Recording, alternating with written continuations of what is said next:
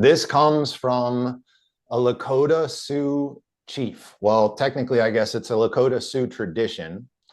And Chief Yellowlark is his name, translated this in 1887. So this has been around for quite some time, and it is powerful. Here we go. So just getting into a position of reverence here. Feet on the ground if you can, or if you're laying down, that's fine too. Shoulders back, heart open, forward, relaxed. Just noticing the breath coming into our interior landscape.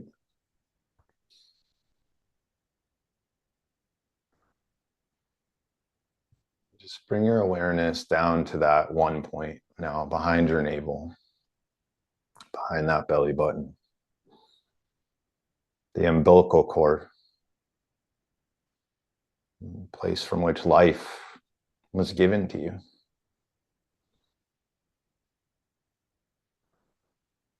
And just open that place in your body as I say these words. O great spirit, whose voice I hear in the winds, and whose breath gives life to all the world, hear me. I need your strength and wisdom. Let me walk in beauty and make my eyes ever hold the red and purple sunset. Make my hands respect the things you have made and my ears sharp to hear your voice. Make me wise so that I may understand the things you have taught my people. Let me learn the lessons you have hidden in every leaf and rock.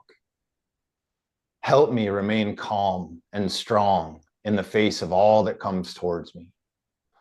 Help me find compassion without empathy overwhelming me. I seek strength, not to be greater than my brother, but to fight my greatest enemy, myself. Make me always ready to come to you with clean hands and straight eyes. So when life fades, as the fading sunset, my spirit may come to you without shame. And just breathing into those words, following that impulse to connect to everything around us. Opening to the lessons that the universe is here to teach us today. Dropping the story and instead just being here, beginner's mind, not needing to know, not thinking you already know.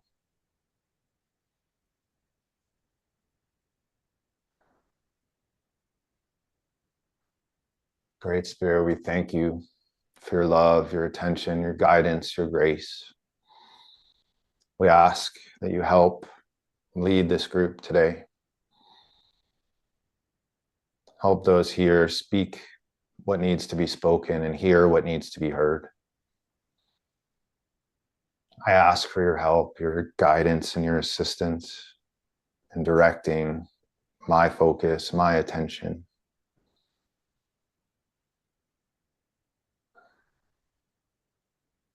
Just taking a couple more deep breaths together, taking a big inhale through the nose,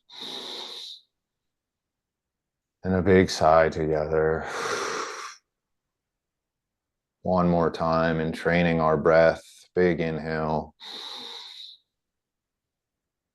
and letting it all go.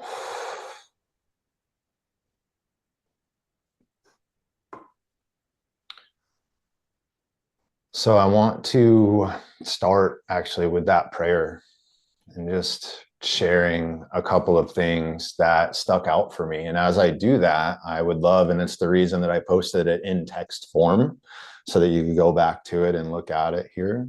I'd love for you to think, as I share mine, what stood out for you in that prayer? Like, what is the thing that really caught your attention as I was speaking it?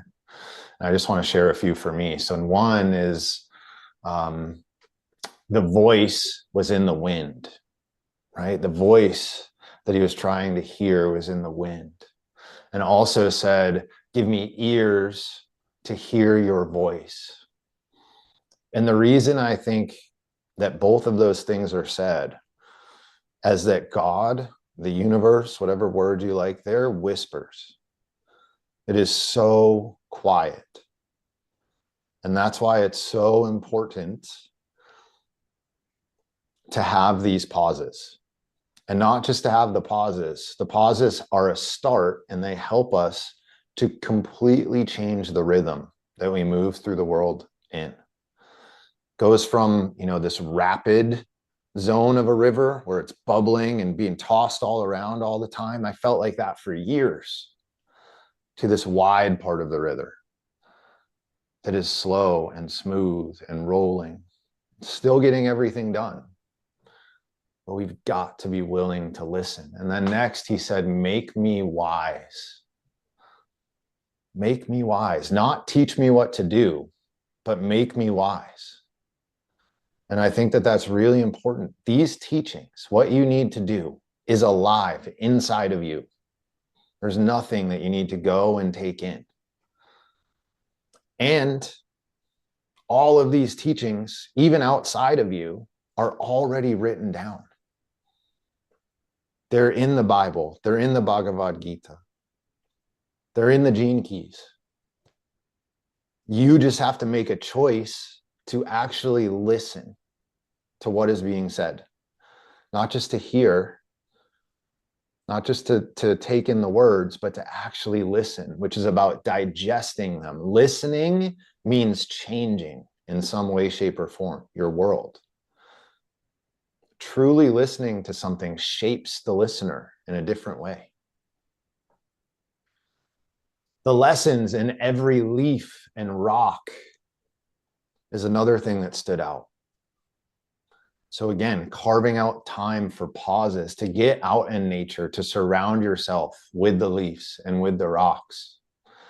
And in order for those words to be heard, we've got to let go of our story.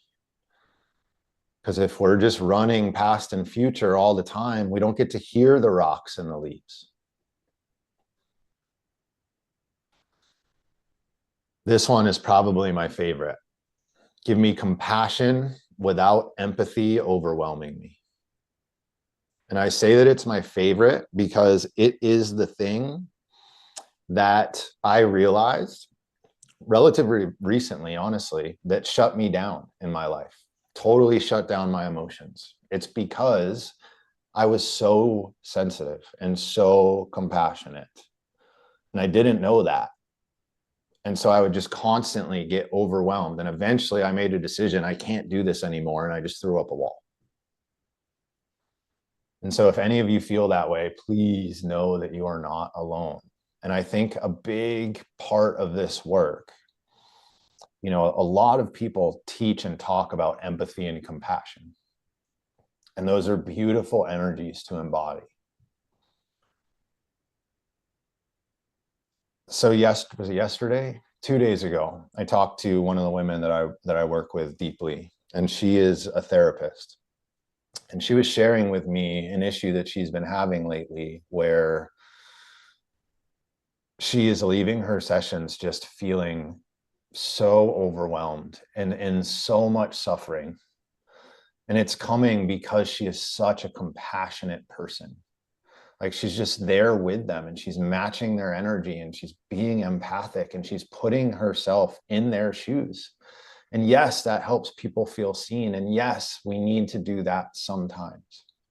However, there are other times where that's not what is being called for, especially if you feel yourself taking on that energy. What use or help are you going to be if you just are down and not able to see the purpose of the suffering, right? If all you can see is the suffering, it's going to be really hard to help people. And so the other thing that we can do, and what I really encourage you to practice, is instead of matching the energy, it's holding the city. So instead of going down into the shadow state with the individual, you use your intuition and think about like, what is this shadow that they're experiencing or feeling right now? And then you can go to the gene keys, or if you know them off the top of your head, great. You think about, what is that city? It's like, oh, this person is talking about how they have failed everything in their lives, and how they feel like they're throwing their life away. Well, the city that pairs with failure is veneration. So let me hold veneration, this deep respect for life and all the lessons that this person got, that they're seeing as a failure, but I know are just lessons. Let me hold that for them. And eventually that frequency spills out via your aura, and they'll come up to meet you.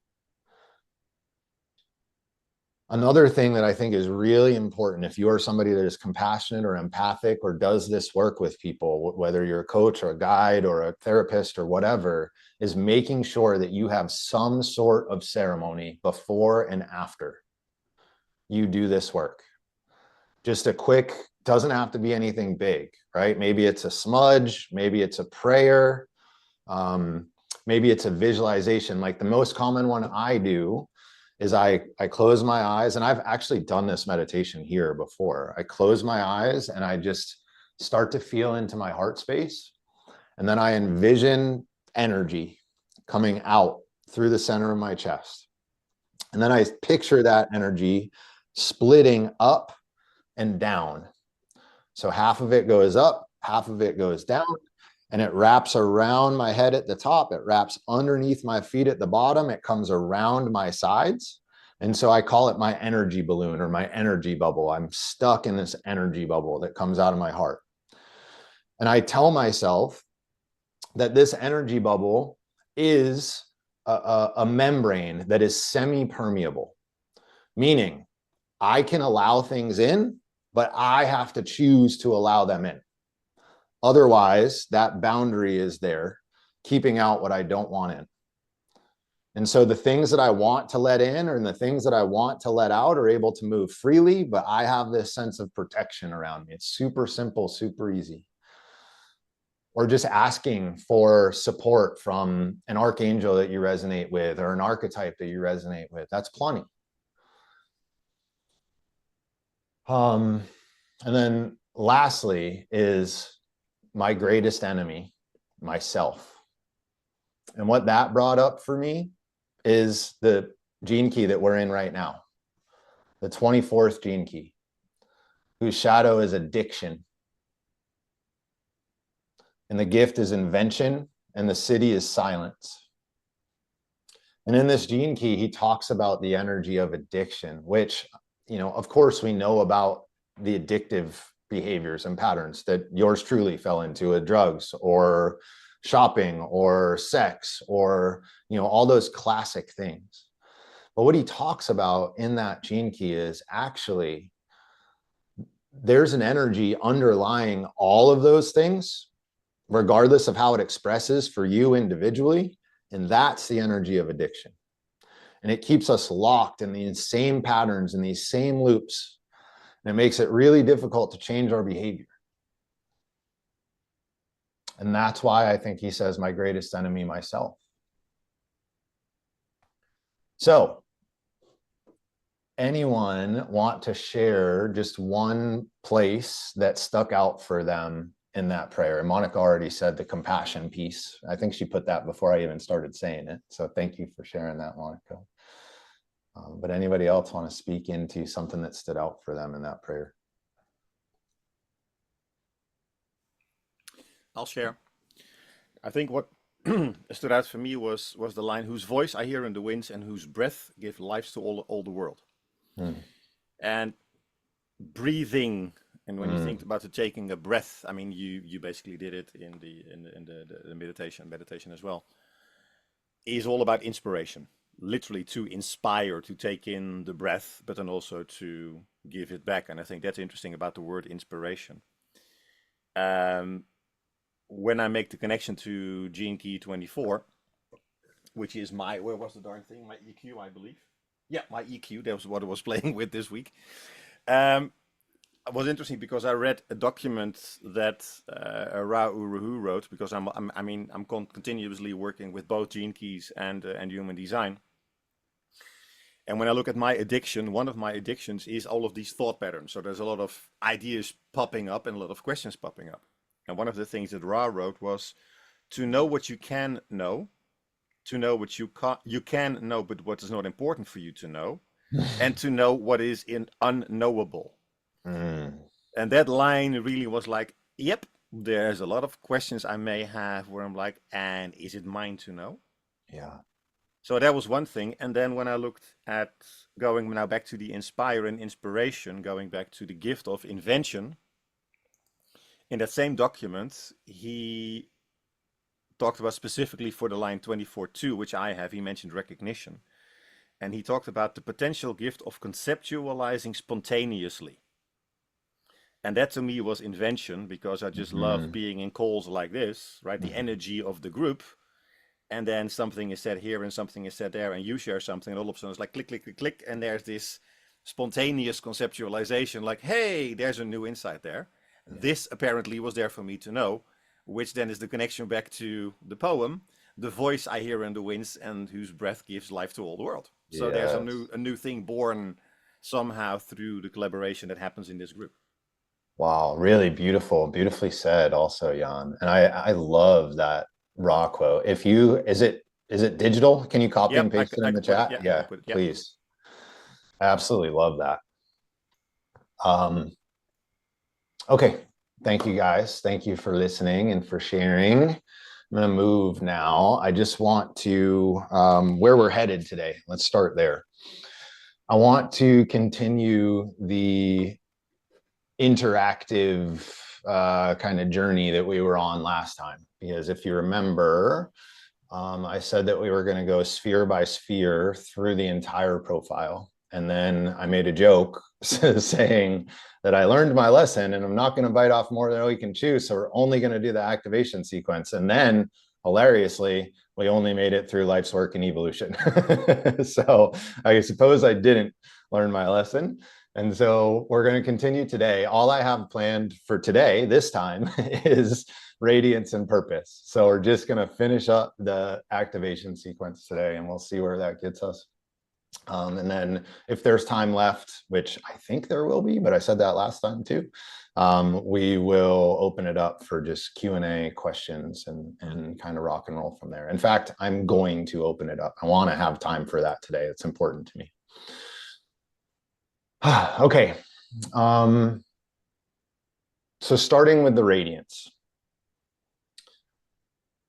I first just want to give you a brief description of what radiance is and kind of what's important to think about or know about with it. And if you follow the channel, then you know that I've been going through this spheres sequence. And so I've done the radiance. And so you can go and get like the full breakdown here if that is helpful for you. These are just going to be some bullet points. And PS, the sphere of attraction is the next one. I tried to shoot it a couple days ago. It didn't work out super well. And I moved yesterday. That's why I'm in a new space right now. So, and it'll come back out here in a second. But for radiance is your inner light. And I'm going to talk about light here in a second.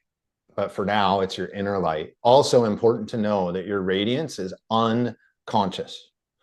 So it is a layer deeper than your life's work and your evolution. Another way to think about these kind of unconscious spheres is they really guide your, on both ends of the spectrum. The unconscious beliefs can really be what leads the ego. And that's not great because it keeps us stuck in loops and repeating patterns. But unconscious beliefs also guide higher self or the superego, if you will, depending on what language you're using. Those are both unconscious. So I think sometimes we think of unconscious beliefs and we think shadow, right? We think bad. A, shadow is not bad. B, it also holds the upper end. That's really important to remember and understand. So quickly, light. When I say inner light, And also, when I say love, I'm not talking about light, and I'm not talking about relational love. I'm talking about this thing that there is no word for. It's like if any of you have ever done a plant medicine ceremony and you come back from that and then you try and tell people what happened, you just can't. Right? There's just not words for what happens in those experiences.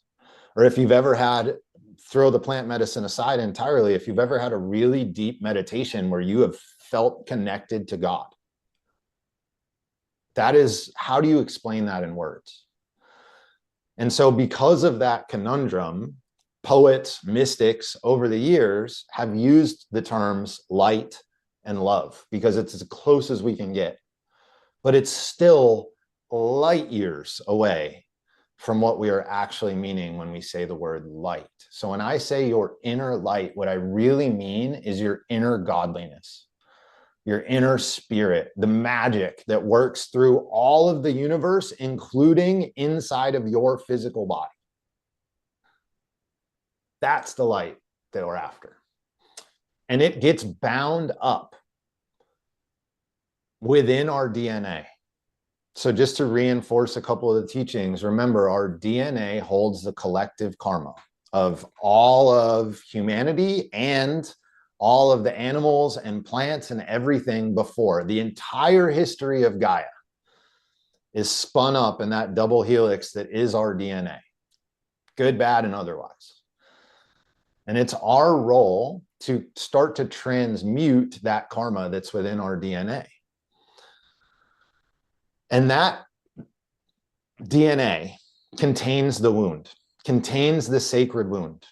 And the sacred wound is literally wound around our body and in our cells in that double helix pattern, in this twisting serpentine ladder that is our DNA. And when we do the work of going deep inside of ourselves and staring that suffering, that karma, that past, all that guilt, all that shame, when we are willing to do that, first for ourselves, but then eventually also for the collective, then light is released. And we begin to shine out in the world. And when that shine happens, other people cannot help but notice.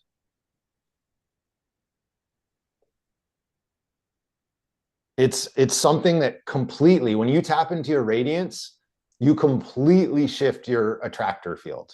So look at the gene key that you've got in the sphere of attraction. When your radiance comes online, the gift in the city that you have there becomes so loud. And so the people that are designed to come to you in your life, because remember, the sphere of attraction is all about karma itself. It's all about, you know, you're a key, and the attractor field pulls in the various locks that you're designed to unlock. And when your radiance is shining, you're popping those locks left and right. People are opening, apparently, every time you open your mouth and talk to them. It's really wild.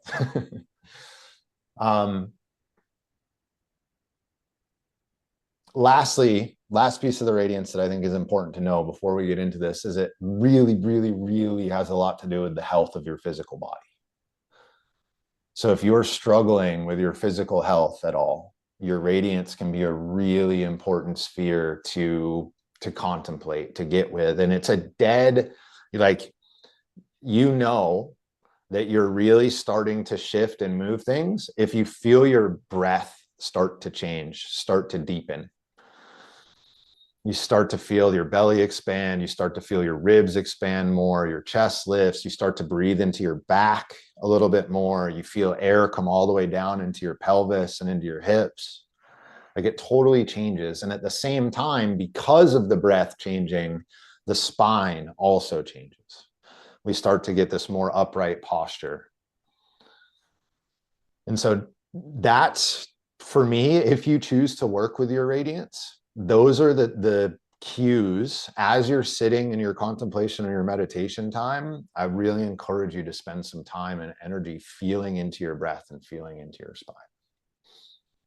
Okay, any questions on Radiance before I get into the little exercises that we're going to do for this particular sphere? Is anybody unsure or has a question about their gene key in there or anything?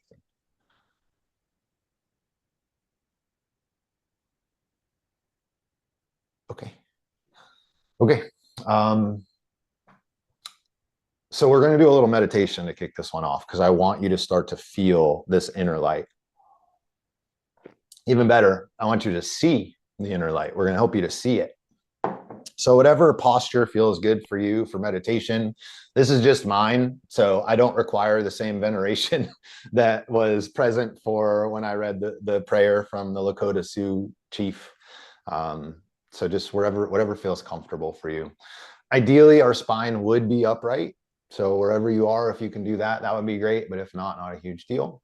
And I just want you to gently close the eyes, or if that's not possible or you don't feel safe for whatever reason, you can just have a soft gaze. But ideally, this will be a lot more powerful if we can close the eyes.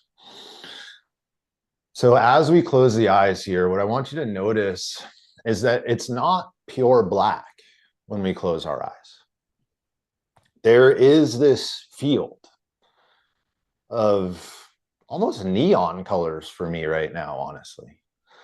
It's almost like somebody's got like a black light on, and I can see little areas of like yellow and orange and purple and blue, and I hesitate to even use those words because it's not quite that. This is one of those ineffable things. But I just want you to notice what's playing on your eyelids with your eyes closed. And just take a second and breathe into that.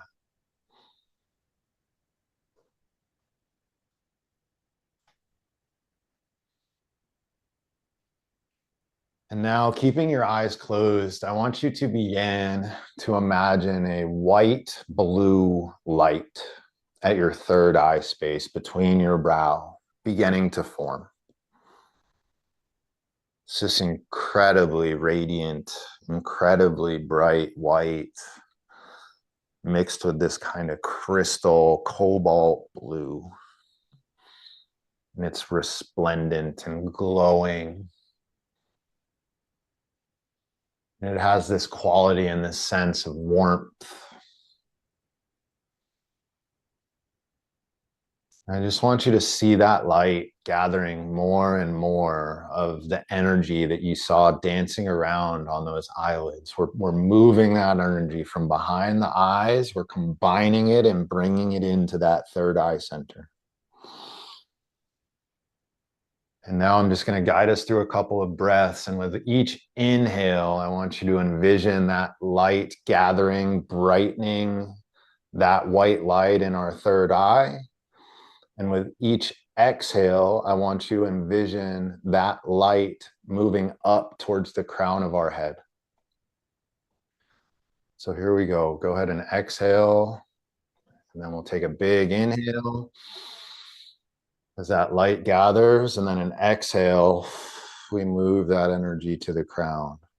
Inhale, pull that light into that third eye space. Exhale, let it move up to the crown. A few more. Inhale. Exhale. In. Out. In. Out. And just keep up that same rhythm for a bit on your own now. And now I want you to begin to leave that light or leave your awareness at the crown of your head as you take those same breaths in and those same breaths out. And on the inhale now, I want you to imagine that white blue light coming down through the top of your head, through your third eye, through your throat, your heart, your belly, your root, all the way down your legs into the floor on the inhale. And then on the exhale, I want you to see that same light moving up through the legs, through the hips, through the torso, through the shoulders, the throat, the third eye, and back to the crown. So here we go. Big inhale. That light passes through our whole body. Big exhale. Feel that light stream back up to the top of the head. Big inhale. And exhale. In. Out. Keep that rhythm up. And as that light moves through your body, I want you to feel the muscles relax. Feel the organs begin to pull in this healing energy of light and love. Begin to feel God, feel the ecstasy move through your body. Continuing to follow that light down through our body on the inhale, up through our body on the exhale. And now I want to add an additional piece here. As we inhale, we're going to bring that energy all the way down through our body, and then we're going to let it go out through our feet, and it's going to go all the way down to the center of the earth. And then as we exhale, that energy is going to come all the way back up to the top of our head. So let's do that a couple of times. Inhaling, seeing that light move down through the body to the center of the earth. Exhaling, coming up through the center of the earth all the way to the top of the head. Inhaling back down through the body to the center of the earth. Exhaling that white, blue, healing light full of love up through the body. Couple more on your own.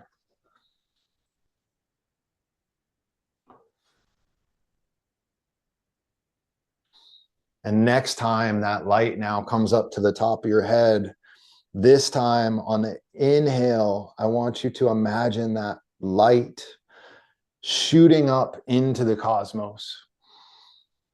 And on the exhale, that light from the cosmos coming back down into our body. So an inhale, sending the energy up to the cosmos, and on the exhale, receiving that energy through the cosmos and letting it out through our breath. Inhaling, sending it up. Exhaling, feeling that light come back down. And now we're just going to combine those two pieces. So just stick with me here. Go ahead and focus that light energy at the top of the crown. Take a deep breath in. As we exhale, send it up to the cosmos. As we inhale, it comes down from the cosmos into our body to the bottom of our feet. As we exhale, we push that air down to the center of the earth, or that energy. And we inhale the energy from the center of the earth up through our body to the crown of our head. And we exhale that energy out into the cosmos. Inhale that energy from the cosmos to the crown of our head, all the way down to the base of our feet. And then exhale that energy through the base of our feet down to the center of the earth. Inhale that energy from the center of the earth through the base of the feet up to the crown. Exhale that energy, send it out to the cosmos. Just on your own, keep up that rhythm. Let that light brighten, get lighter and lighter. Begin to feel that energy moving through your body.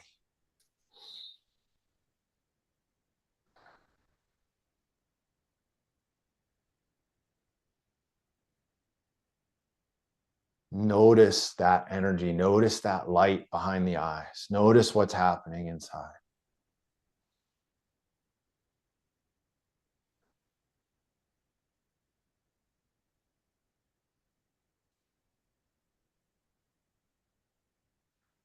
Maybe you start to feel tingling at the top of your head or at the soles of your feet or in your hands. That's totally normal. Just keep going, keep breathing, keep feeling that energy move.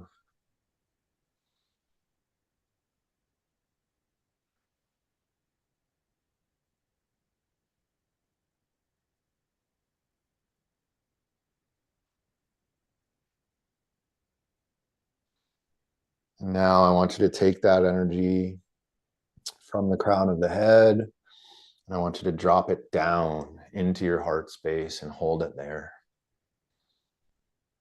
And just feel what that light does to your heart. Feel its softening. Feel its impact, its penetration.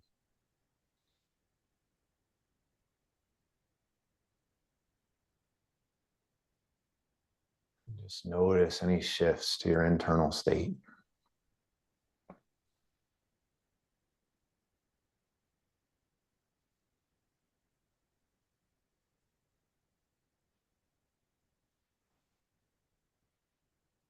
And just taking a few more deep breaths.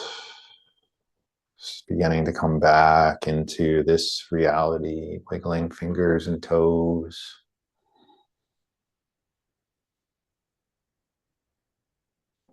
And when you feel ready, you can gently open your eyes. No hurry, also.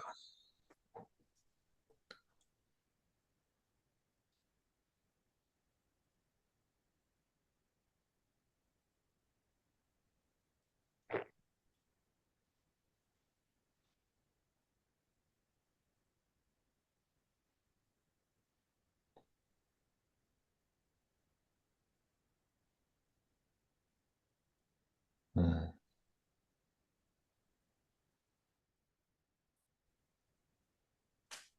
It brings me so much joy to see everybody after that. It's so special. That's just inside of us all the time. It gets much louder and much brighter when my voice isn't going in the background. So next time you sit, it's such a simple exercise. And it can change a lot. So when I say radiance, for those of you that felt what I think some of you felt, that's what I mean when I say light. And that's what's being held back by the shadow. That's what's in there. That can be your normal operating consciousness. The 56 gene key is shadow is distraction. I actually have it twice in my profile. And the city is intoxication. And that's what we're distracting ourselves from. God intoxication. It's better than any drug I've ever taken, and I've taken a lot.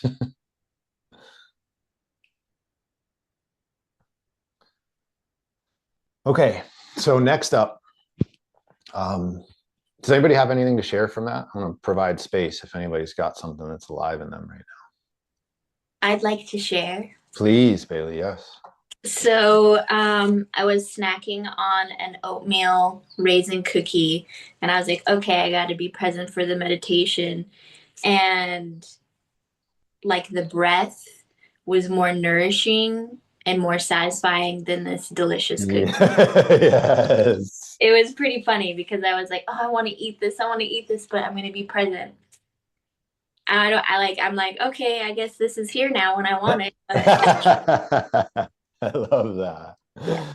That's so cool. Thank you for sharing. Yep. Kiara.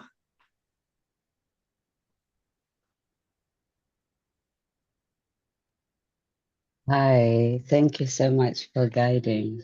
You're welcome. So I've been trying to get on these calls for the whole of this year, but then something crazy happened, which are all the themes in which you touched upon today and everyone in their sharing. And that is, over here, I've been an avid spiritual seeker for the last 7 years. And then for the last couple of, like the last year, I had been really part of the Sangha, going to several meetings a week, going to satsangs on top of that, and just absorbed in letting go of shadow, really seeing myself. And something shocking happened where the seeking energy just suddenly died down. And it was like this need to grasp or run away from this moment, whatever this moment is, just evaporated. And what was left was just this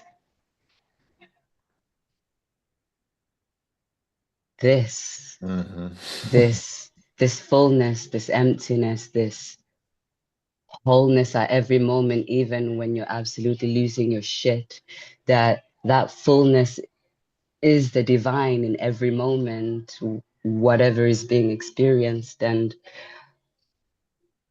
I found myself sending an email to the guru, whom I never thought I'd leave, just out of nowhere, without thought, this beautiful poem that said, when a fruit is ripened, does the tree let go of the fruit, or does the fruit let go of the tree? And the song of separation dies for no one, and all there is just this love staring back, interacting and dancing in every form.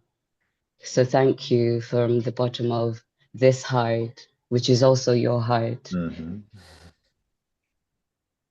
And apparently that imploded in the Sangha, because everyone was like, why would you leave? Like, are you enlightened now? And I was just like, no, it's just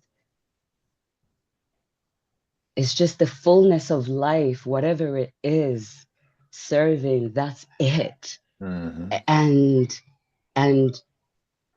it can be savored. It's just, it sounds crazy when you're saying suffering can be savored, but everything can be savored and given its own space, and without shrinking or being diminished by it.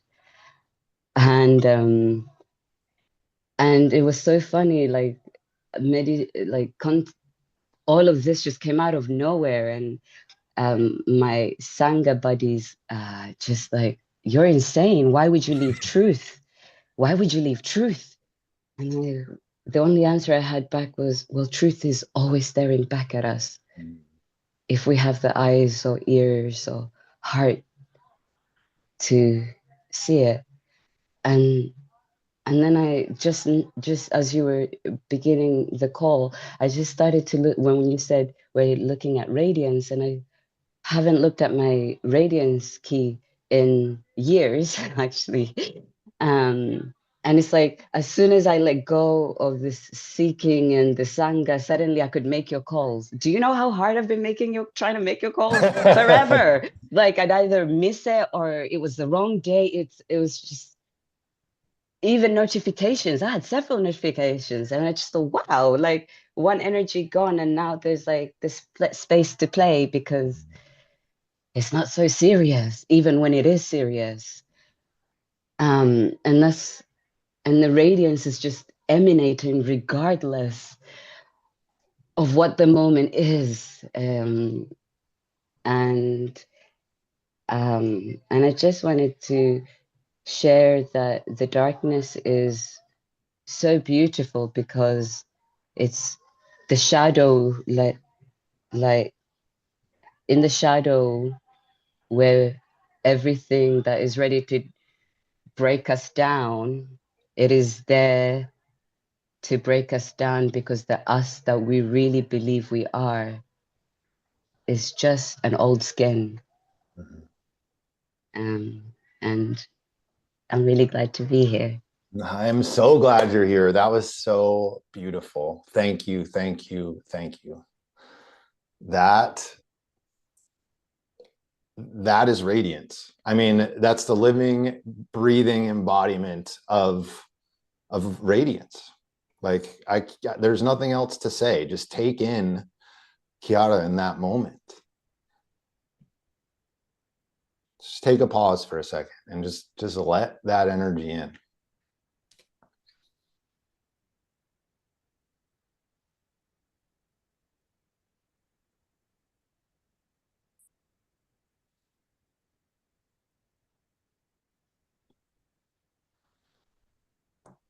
That is an incredibly powerful place to be.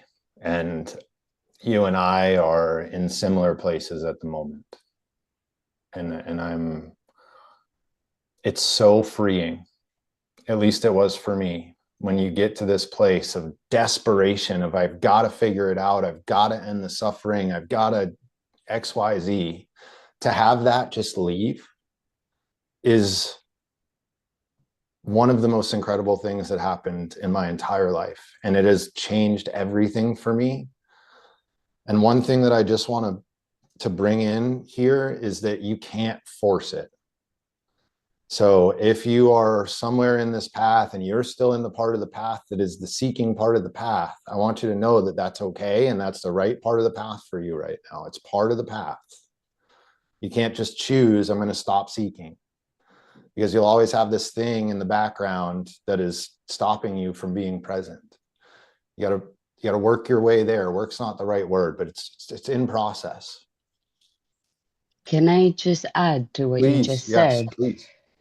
From over here, what it really, every moment of the seeking, every moment of life, there is beauty hidden in it. It's like life asking, can you love the unlovable? Because right in its center is divine playing with you and sort of coaxing you out of the rigidity of, I am suffering, so this must be bad. Mm-hmm. But the breaking away of what is suffering, that callous rigidity is actually perfect, because in it you get to see the depth of who you are. And so even the contraction is perfect and beautiful. Mm-hmm. And seeking does, you don't stop seeking. It just, like cloud, it moves on. It's an energy. And so for years, I was just so, I felt shameful with thinking for years, but then now it's like, how can you help it? It's just what it is. And we're malleable beings seeing our divinity, and in that there's a beauty in it, and it doesn't feel beautiful. So that's why these calls are so freaking important. Agreed. Man, that was wonderful. Thank you. Okay, so to continue on here, the next thing that I want to talk about with regards to your radiance, or the next exercise, is a journaling practice. It's actually a two-way journaling practice, if you've ever heard of two-way journaling before. But before we do this, I just want to give you a couple of my thoughts on journaling and kind of give you a pitch for it. If you're not already journaling right now, this is me trying to get you to pick up a pen and a piece of paper and or typing on your computer or whatever it needs to be in writing. I started journaling like for real in 2015. So I've got a decade of it now under my belt. And I have all of those journals in a box. I just moved them all. So I'm intimately familiar with where they are. I didn't count them, but there's probably like 20 or 25 of these like big beefy journals. And it started out with just like writing kind of like diary entries, almost how the day went. But from there, it has evolved and morphed and changed many different times. However, when I started using it, and at first I was using it for the outer world. So in other words, I wanted to increase my productivity. I wanted to achieve goals that I have. I wanted to get more done. I'm like that's ultimately what I was using it for. It was very logical. It was very like mental body when I first got there. However, even from that place, my life totally shifted and changed. It's what kind of led me to leave the business that I was like a minority shareholder in and open the business that I opened in 2017 and create a lot of kind of impact and success in that business. Now, though, I use it for my inner world.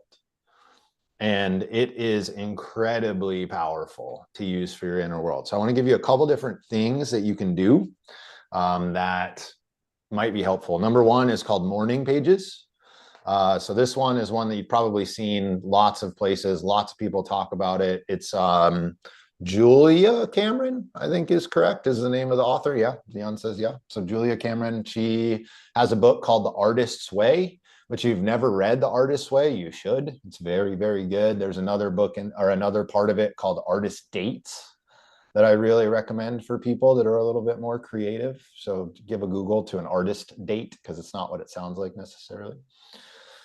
But the morning pages is literally you wake up and one of the first things you do, certainly, like I meditate first and then I go to the morning pages, but you could do morning pages first. But certainly I would say before you open your phone, before you open your computer, before you do any of that kind of stuff.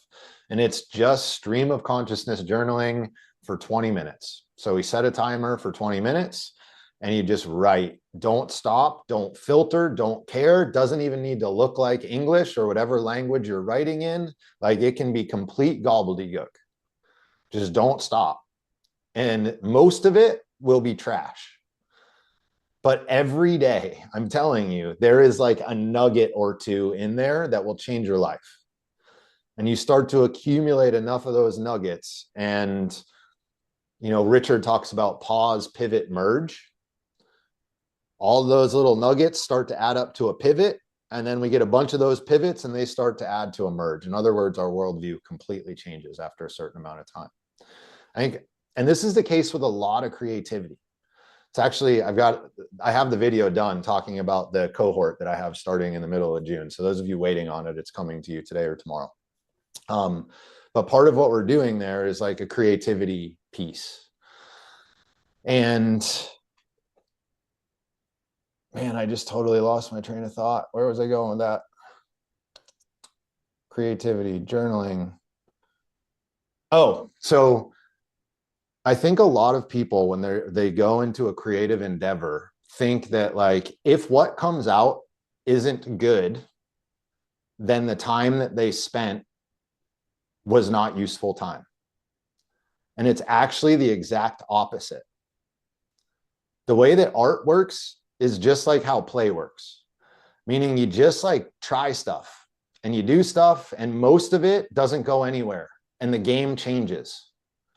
However, it's a requirement for it not to go anywhere and for the game to change to be able to find the game that is actually fun and that works. And that's the same with art. So giving yourself permission to make bad art, or I should use the word creativity, because creativity is not just for artists, right? Every single action that we take is us putting a brush stroke on the masterpiece of our lives. And so being okay with not having anything come out of the void that is of use for sometimes minutes, sometimes hours, sometimes days, sometimes weeks. But that's still part of the process. There's a story that I've told here, actually. I think I used it a couple of weeks ago, so I won't go fully into it. But in the book Atomic Habits by James Clear, he tells a story about an ice cube sitting in a 27-degree room, and that room warming up, and that room gets to 30 degrees, and still the ice cube is just sitting there, and 32 degrees, still just sitting there, and then 33 degrees, and it starts to melt. But all of that, there was a lot of work that was done in that room to get it from 25 degrees to 32 degrees, even though the ice cube didn't melt. And that's kind of what I'm talking about here with the creativity work. It doesn't look like anything's moving in the outer sometimes, but it is. It's all part of the process to actually have it manifest in that outside world. So that's one, morning pages. Another exercise that I really, really love, and I do, well, I haven't been doing this one lately, so let me not tell a fib. I used to do this very consistently every single day, but it's been a month, maybe even more than that since I've done it. So this is a recap exercise. So this one at the end of the day. So you can kind of bookend yourself with journaling here. And what you do is you kind of just do a visualization, shut your eyes. And this ties really well with meditation. I used to do it at the end of my meditation time, and then I'd go into visualization and I would just start moving myself through that day. So the places that I went, the conversations that I had, just all of it, just bring it into your awareness, relive that day, see what's there. And then I would go to my journal and I would write down 3 things that I was proud of or that went well that day. So 3 areas that you were happy with. Happy is not the right word, but yeah, more like proud. Then 2 things that you, if you could do them again, you would do it differently. So 2 things that you would shift. 2 lessons that you want to carry forward is another way to think about it. And then 1 piece of gratitude, 1 thing that you want to carry forward into that next day that is proof to you that your life is shifting and changing and moving. And even on your hardest days, I promise you'll be able to find 1 thing. Those are actually the days that it's most important. So I'm sure this is other places. I probably got it from someone somewhere along the way, but I don't remember that. So I'll claim it. And I call it the 3-2-1. So it's 3 things that went well, 2 things you could shift, and 1 piece of gratitude that you can carry forward. Okay, so now I want to do a little practice here with what's called 2-way journaling. So 2-way journaling is a form of journaling where you're having a conversation with either a part of yourself or with higher self or with God, or you can do this like to flesh out a conversation even with another person.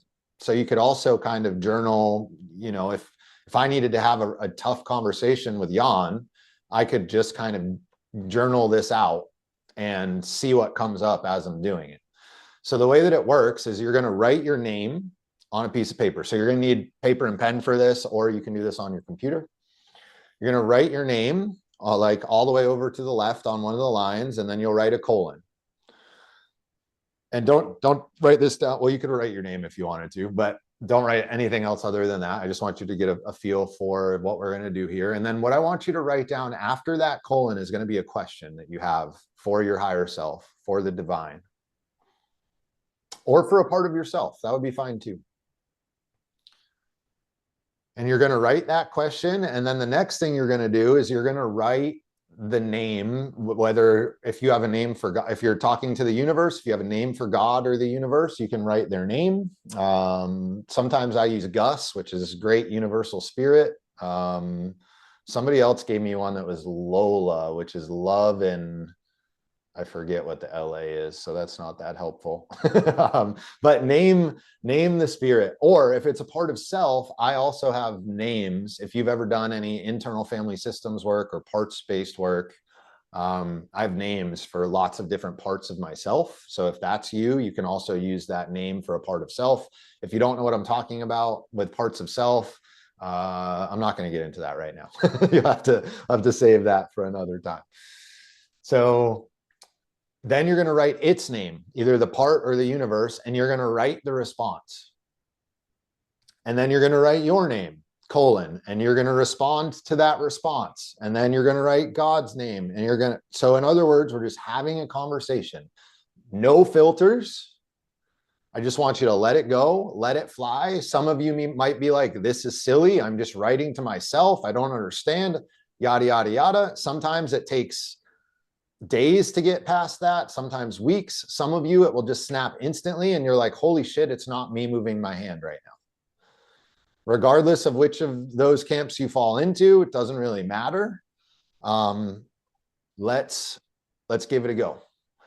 So I'm going to I'm going to give you 5 minutes. And I want you to just try this for 5 minutes and just see what comes up. Okay. So it's 1:15 right now. I'm going to come back at 1:20 and we'll just see where this gets us. So take your time, be gentle, be easeful. And again, try not to filter, try not to think, just try and let your hand move.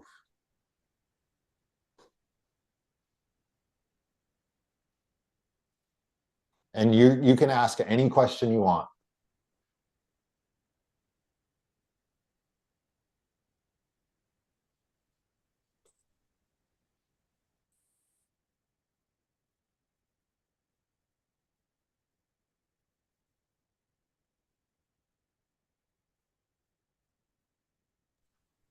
Sorry to interrupt. After that initial question, don't feel like you have to keep asking questions. You can follow that thread if you want to, as long as you want. I just open it with a question and then go where it takes you.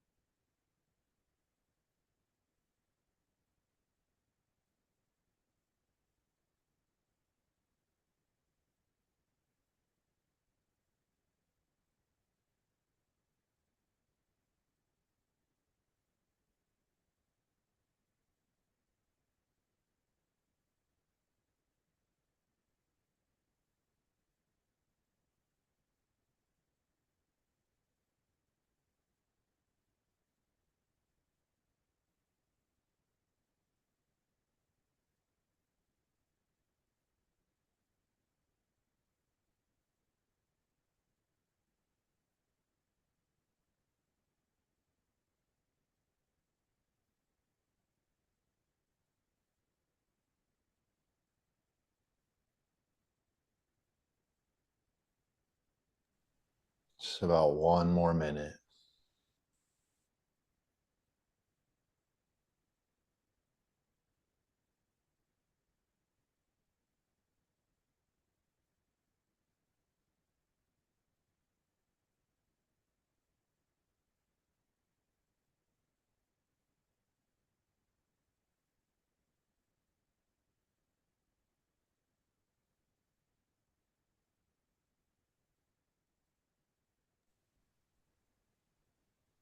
If you're in a place where you feel like you can finish up a thought, fantastic. If not, if you're like really in the groove, getting some good juice, just mute me and you keep on going. I'm going to keep going with the call, but you don't have to keep going with the call. um, so that is an exercise that I do a lot. Whenever anything in my body is alive, like is so I am somebody that carries a lot in my physical body. And so when I start to feel tension or an area of pain or discomfort, I will do this practice with that area of pain or discomfort in my body. And almost always I get messages that are really, really helpful and help that energy to move in some way, shape, or form. I kind of use it to direct me in what to do, like what that thing wants from me, because sometimes I'm not too sure. Also, I use that very often in communicating with God. So if I am looking for clarity around something, it's almost like it's a written form of prayer, if you will. Yeah, Monica said she started with a question and then the table turned and she got questioned. That happens sometimes too, for sure. Does anybody else have anything that they want to share? Any insights that came through or anything really?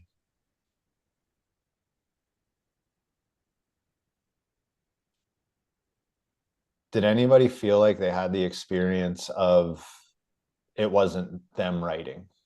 Like it was like you were being written through. Did that happen in that short time for anyone? Sometimes it takes a while, so it might be no. But yeah, Monica said yeah.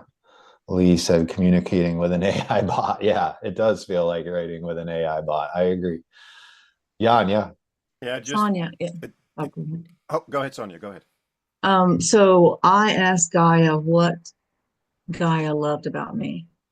Mm. And Gaia wrote that I love that you touch me every morning, that you watch the Oh. sunrise, that you watch the sunrise, and that you're gentle with me, and that you grow things, and you respect my creatures, and your favorite thing is grounding and watching the sunrise, and I love the rain. You love the rain, and that I send it to you, even the thunder and lightning. And you love planting and growing this on my earth, and I give it all to you.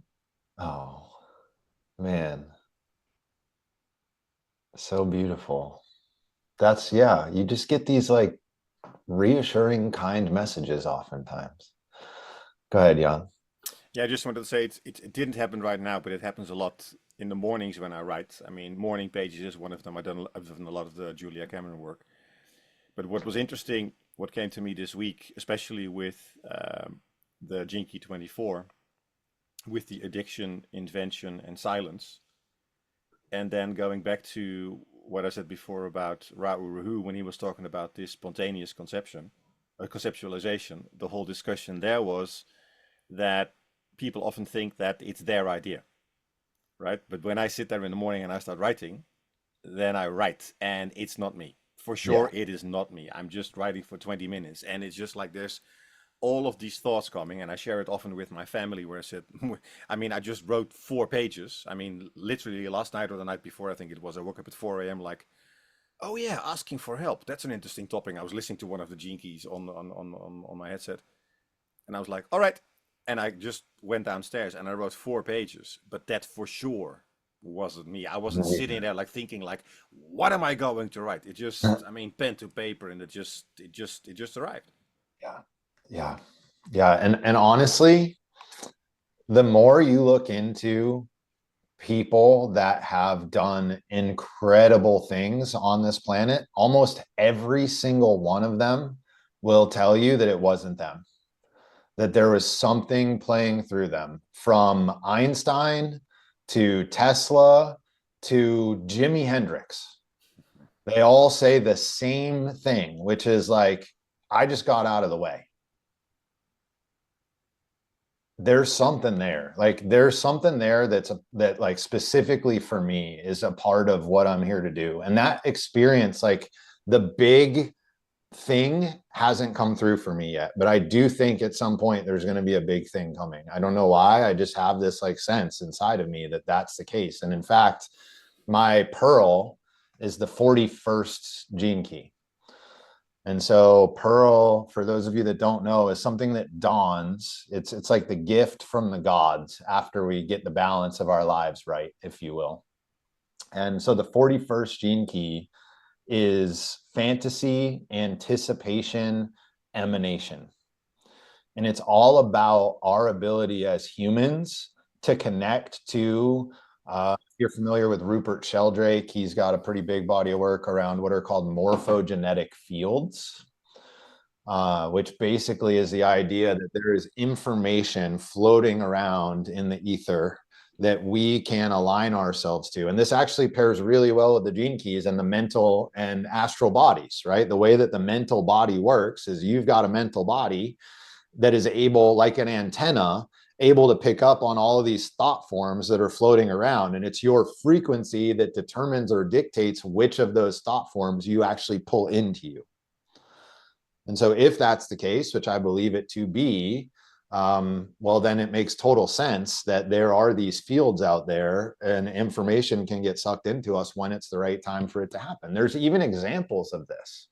A classic one is that the theory of evolution came through two different people on totally different parts of the planet at the exact same time. Darwin gets the credit for it. I forget who the other guy, what the other guy's name is, because Darwin gets the credit for it, but it came through at the exact same time. This is also true with punk rock, like the Ramones and I can't think of who the other band is, but two of them popped up at the exact same moment in the punk rock world. And it was a totally new genre of music. And yet, independently, it showed up on the planet. It's interesting because clearly you are not there yet in your pearl. Because Right. of course, when you look at you, of course, in your videos and everything that you do, right? It's not that you're presenting things like you're just grabbing them from the air, right? Right. Which you're actually doing. No, I'm kidding. Sometimes. No, but no, of course I mean, you got your notes, right? I mean, that's one thing you do. Right. I mean, you think about stuff up front, but is that you thinking, or is it you plucking things out of the air and then writing them down in such a way that you feel comfortable about sharing them? So it's still where you take the body of work that is, you add your own thoughts to it or whatever you receive, right? Yep. And I think that's what I described just before with the writing as well. It's a combination of, but what you described there as your pearl. If you're not there yet, Jay, you're really close to that city level. So to that city level. Yeah, thank you. Yeah, and it is. It's something about it not being totally original, right? Like there's a piece where I like have some fodder already that you're right, there are pieces that get added on to, and it's absolutely, of course, my own energy and spin, but I have a sense that there's like a thing that is totally new and different that is coming, similar to like what Richard talks about when he went into, like when the Gene Keys came, right? When he went into that 3-day thing and it was just like all of a sudden he had access to things. There's just a part of me that has a knowing, and it's, I also have had this thing throughout my life where I have an ability to just know certain things. Like I forget what clair that is, but I don't yet have access to like the Akashic record or like to be able to go and but I do feel like that's on the menu for me. And again, I don't know why. I've never like really gone into it, but for whatever reason, it's a piece of me. So, and I'll take your compliment. Thank you, Jan. I appreciate you. You're welcome. No, but I think that's the main point, right? When you said, when is it original? I mean, and that is a big question. I mean, I'm a big fan of The Hero's Journey by Joseph Campbell. And I turn that around into the human journey, as in, hey, it's not just heroes, it's every human being going through that. Is that original? Nope. But it's a contemporary version of. And if that version helps more people to understand we're all human beings, we're on that journey, because the word hero or heroine doesn't work for them, and we talk about the human journey, then just by replacing that word and changing some of the words to make it more contemporary, more accessible, makes it original. Could it be that somebody else on another space in the world right now had the same idea, like, hey, the hero's journey, that's actually, of course. I mean, it's like what you said just about before with the music. I think that's the interesting part of what's going on right now. And that's what you do with your work as well. And then your thing, whatever that will be, as you just said, will show up one day. You're like, hey, this is my spin on whatever it is. And that makes it the J view. So that's cool. Yeah, agreed. Okay. It's funny. So I actually had an exercise that I'm choosing not to do, but I'm going to tell you guys what it is, because basically Jan just did it, and Jan and I just did it, which is funny. As I look at it, I'm like, I'm not going to do that. And then I was like, oh crap, Jan and I just did it. It's called, and this is an exercise, if any of you run groups, especially groups that know one another, like it's the same people that come back, and there's some trust and like understanding of who and what others are. I call it sharing light, and I cannot remember where I found this. It, again, is another thing that isn't mine, But basically the way that it works is you look at someone. So ideally this would be in person and you can just look them in the eyes. However, on Zoom, you can just say the person's name and you give them a compliment. So it could be on something that happened that day. It could be in their appearance. It could be in something that you know about them.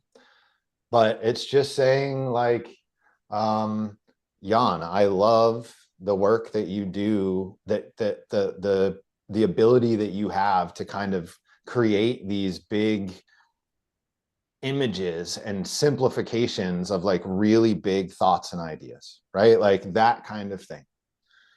And then Jan would come on and he would accept that compliment. So he would say, Jay, I hear you said X, Y, and Z. I heard you say that I'm good at this.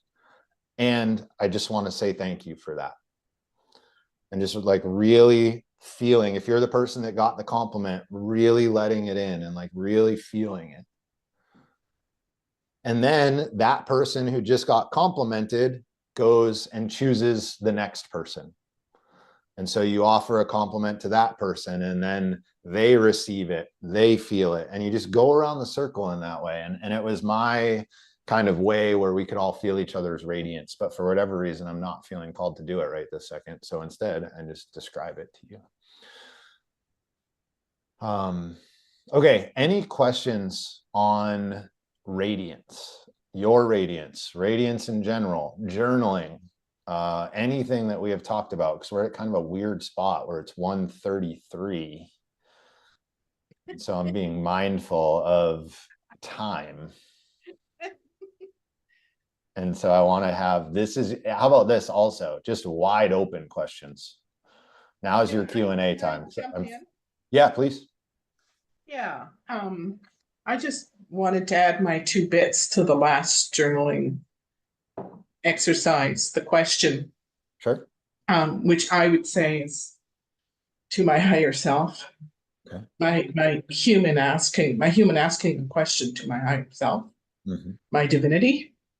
And so I have for quite some time I've been having this really strange state, experiencing this really strange state of feeling quite detached from everything. And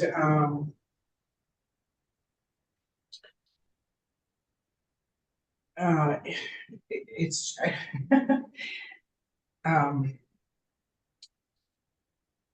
and I've been trying to put my finger on it and wanting to put it into words. And so my question to my higher self, after I did a little bit of explaining like I'm doing to you now, was, okay, so what is this state? And help me put it into words. Like I help me put it into words. And because it seems to have many facets and aspects to it. So anyway, right off the hop, first thing is, oh, you're experiencing death. You're experiencing death at all levels. And I would clarify that by saying not physically. So letting go of everything. And letting go of everything, and to the point where nothing matters anymore. Absolutely nothing matters anymore.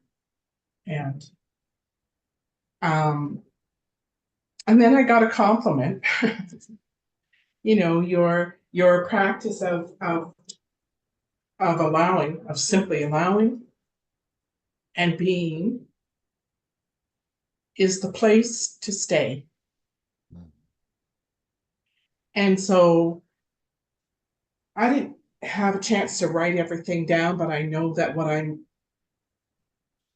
hearing immediately is, or what I realized immediately is, just because I'm experiencing this, this state, you know, I'm also experiencing feeling more alive than ever. Mm-hmm. It's just a weird place to be. It's a weird place to be. And, I'm going to do some more exploration with this. Yeah. Because it's like,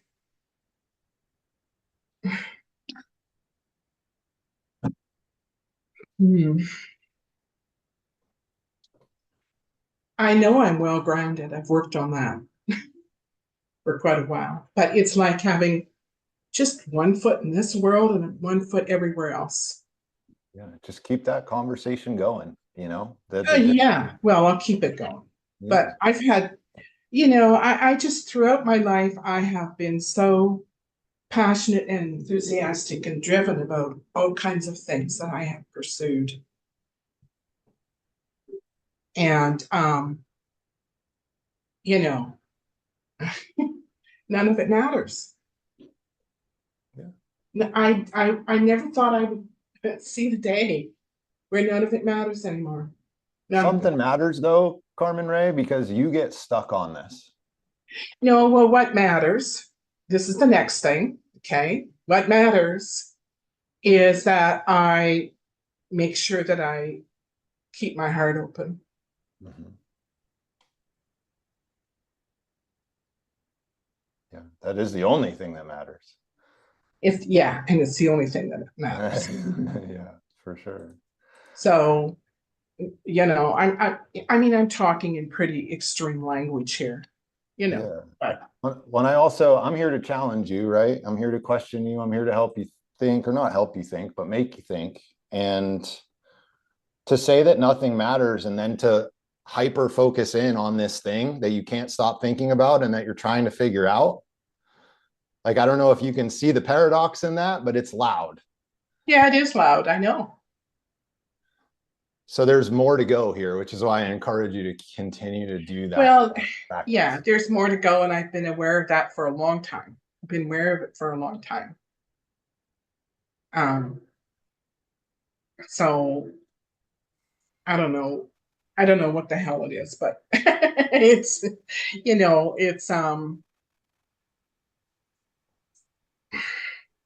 anyway, yeah. I hear you. Jan just unmuted. I think he's got something for you.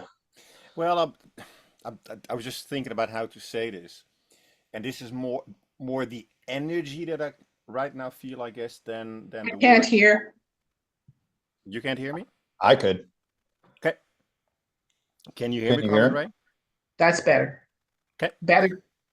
It's more like the energy I'm picking up, and I think that what I'm hearing is an energy I've sensed with myself as well. And I can only share the words that resonated for me back then. So I'm not sure if these words are for you, but it feels more like being in the shadow when you look at the gene keys, when you say it doesn't matter. It sounds like, and again, these are my words, careful, right? And do with these words whatever you can. If you feel like, nope, that's not me, that's fine. It's just, this is what shows up for me. It feels like not caring. It doesn't feel like it doesn't matter. It feels like not caring. It feels like indifference. It feels like apathy. And those are big words. I realize that. Mm-hmm. But that's the sense I get, as in it doesn't matter. And going back to what Jay just said, something in there matters to you. And I've been in that place where I was like, well, I don't care. I mean, who cares about this anyway? I don't. And then I got back to the point when I was like, well, hang on, I do care. It's just that I had to reconnect to that part that says, and what do I then actually care about? Mm-hmm. Well,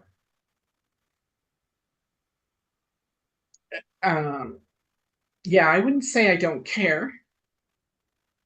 or this wouldn't have come up again. But I know what you're saying. And I do know what I care about. But let me put it this way. I have availed myself to many, many different spiritual avenues to follow what I care about,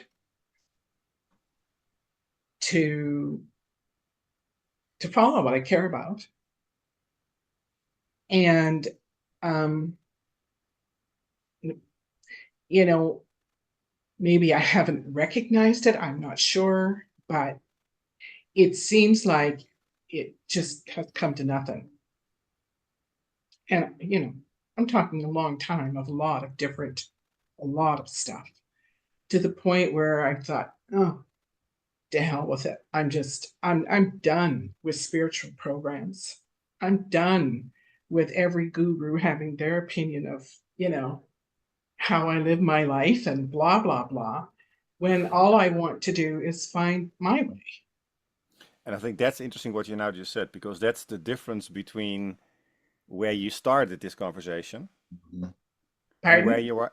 This is the difference where you started the conversation, nothing matters, and where you Yeah. are now. Mm-hmm. What is funny, I don't have the writing with me right now. It's downstairs. I was reading about the Venus sequence, my SQ this morning, because somebody said, let's focus on the SQ this week. And I was thinking about just what you said, doing things my way or your way. And my way is my way, which doesn't have to be your way.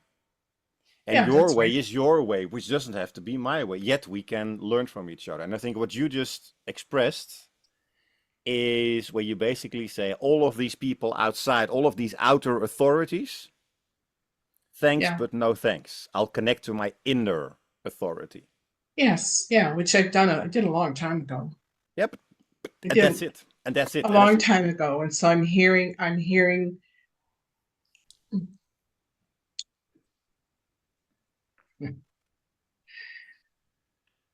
I don't know. I think I'll leave it at that.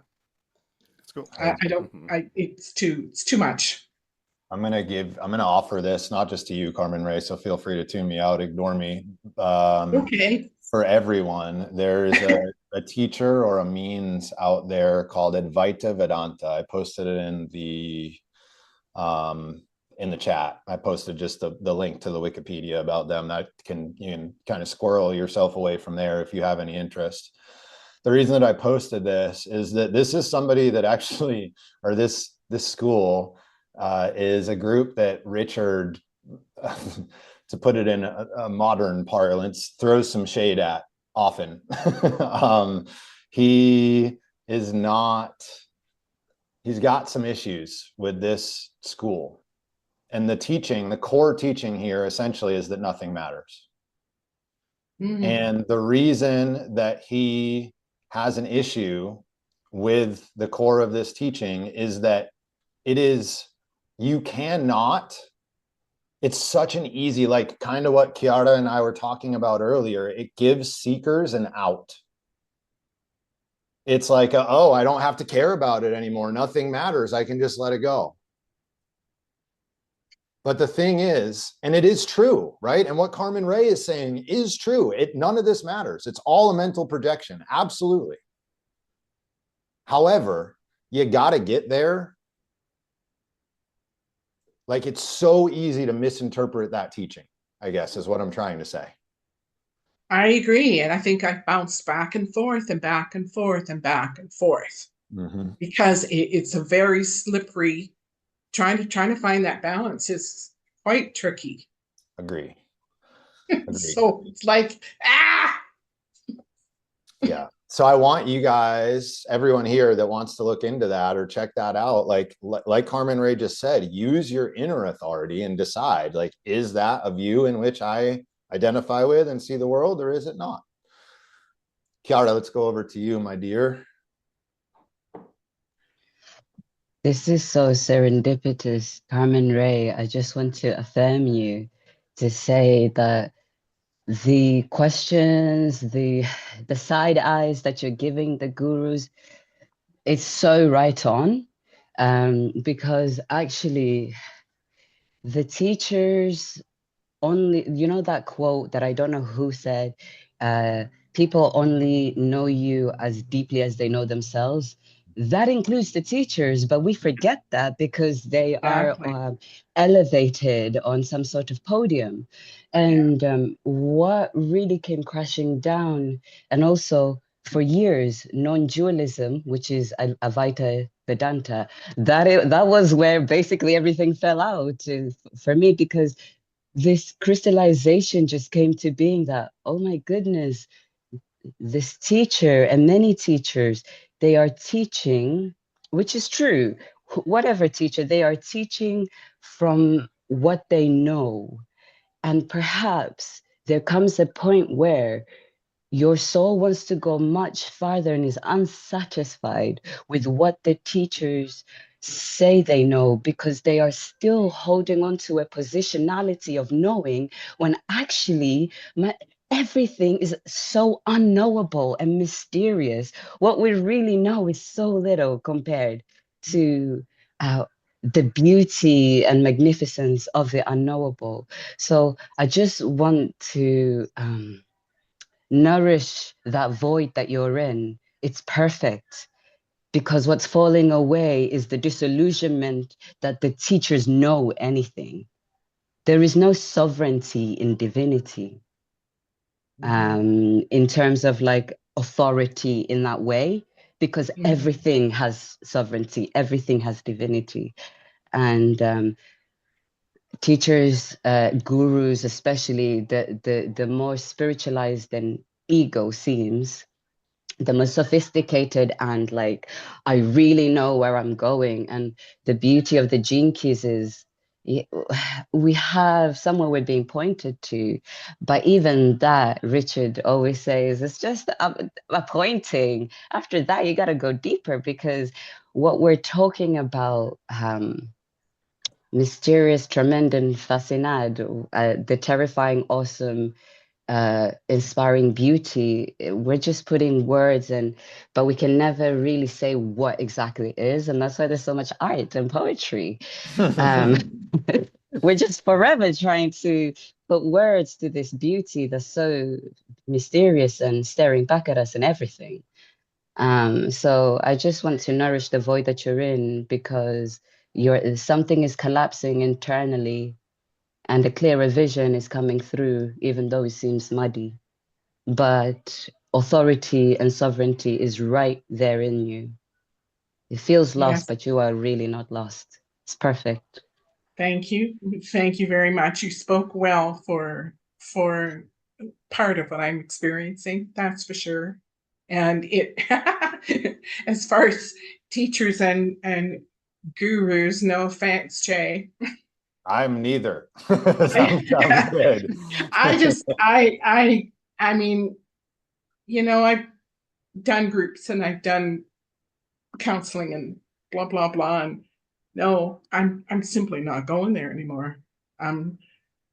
Whatever life brings to me from day to day, whatever people, you know, I'm not anybody's. I'm not that for anybody, you know. So anyway, I really appreciate it. It's okay to feel lost. Feel like you're floating in the void. Part of the journey. Part of the journey, big time. Thank you, Carmen Ray, and thank you, Kara. Appreciate you. Okay, any other questions? I'm not going to go to purpose today. We got 10 minutes. I just cannot get this as far as timing goes. It's hilarious. Sonia, go ahead. So I just wanted to say that that I found that everything comes to me in the time that I need it. And I don't know why, but I'm open to it and I surrender to whatever it is. And I know that people that cross my path are supposed to cross my path. They are my fractal journey.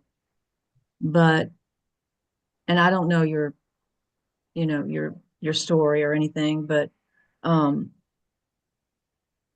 lost my train of thought too. But like Jay said in the beginning, we all have this karmic DNA from everything, you know, and clearing some of that out has been really helpful for me.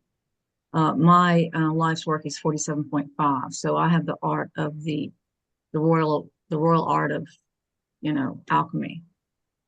But clearing all that junk out, the heart walls, the trapped emotions, the trauma, and that's what I've been studying for 7 years. This week, I found something that was really interesting. I charted my zodiac on masteringthezodiac.com, and I found that my ascendant sign is a succubus, which is the 13th zodiac that no one ever talks about. Mm-hmm. And so I have been down the rabbit hole looking at that. Well, a succubus is the healer. And that's what I've been studying for 7 years. And because I had fibromyalgia so bad, I was in so much pain. And when I found a healer that could help me with that, then I had to know how she did that. And then and then she charted my human design. And then everything just started like falling into place. I had a horrible childhood. I lost so many people in my life that I love. And you know, grew up alone. Not that I was really that lonely, because I tend to thrive by myself. I like my own company. But I'm just encouraging you to, I don't know how many of you get out and ground and either watch the sunrise or the sunset. It's that red frequency in the morning or the evening that resets your circadian rhythm, that resets your mitochondria, and really heals you and starts that healing process. We are made to heal ourselves. I don't want anybody telling me who I am. I want to find out for myself. Now, I was very appreciative that my healer did tell me that I was a manifestor and introduced me to human design, because now I introduce everybody I can to themselves, you know, because I just find it fascinating. And they're like, oh, wow, that is me. You know, it gives me chills right now thinking about it. But it's just, I think everything comes to you in the right time that's needed, and being open to it. And I just have to surrender to whatever it is. You know, I've been alone for 24 years. And, you know, it's been a, you know, really hard journey of living in the past for 20 years, finally letting that go and getting to where I could understand myself and where I am and who I am. And it took a long time. I'm 63 years old. So, you know, but thank God I found human design at age 60. And I found myself, and I found I could love myself, and I never did before, ever, ever, because I didn't feel the love in my childhood because of all the loss that my father experienced. My brother died when I was 5. My mom died when I was 8. My family was so broken, and I absorbed all that. But I found out how to remove it and release it, and that was what changed everything for me. And I'm so glad I found Jay on YouTube. You know, the stuff that just comes through on YouTube just is amazing, because it always feeds you something, and you go down another rabbit hole. That algorithm is good. It is good. It's way too good. I mean, I'm very grateful for this group just to listen. Yeah. You know, because I'm like, I don't want to hear anymore. I'll listen, but you know, shut up.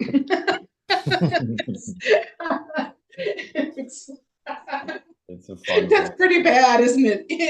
It's just a fun place to be. It's when you so here's for me anyway, this realization of that nothing matters, because I've had it too.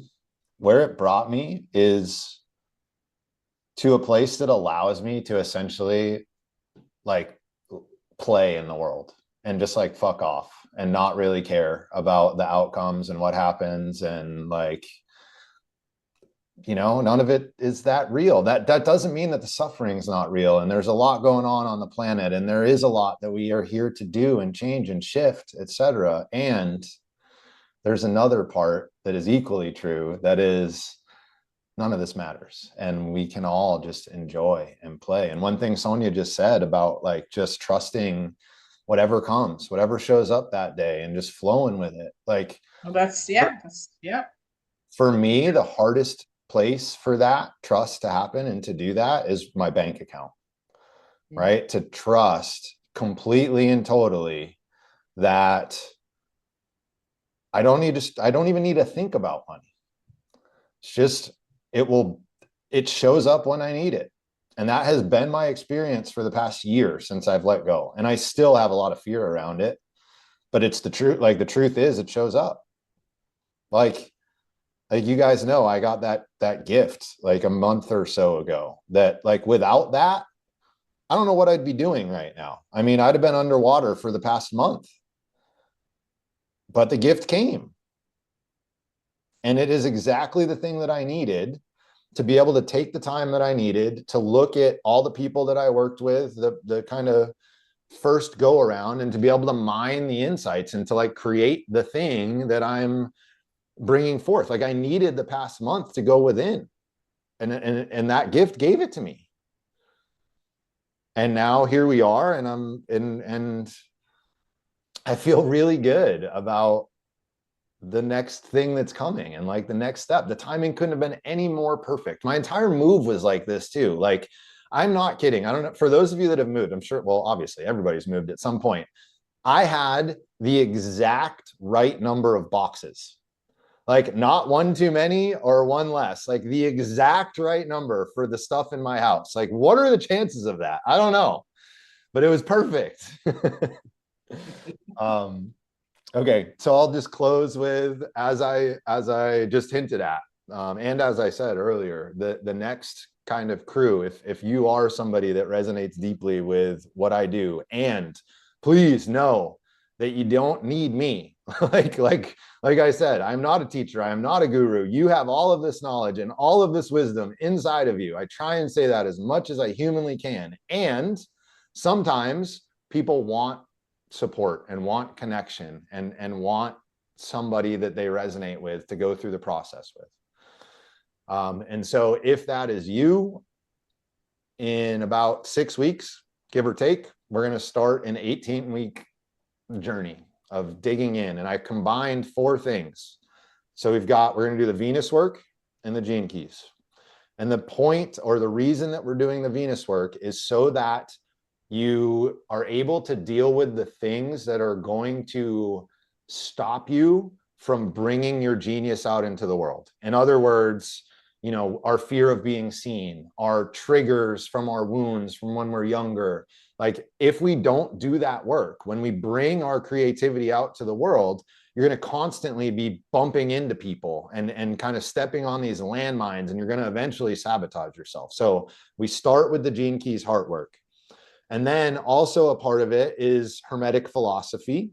So the stuff from Hermes, Trismegistus, if you will.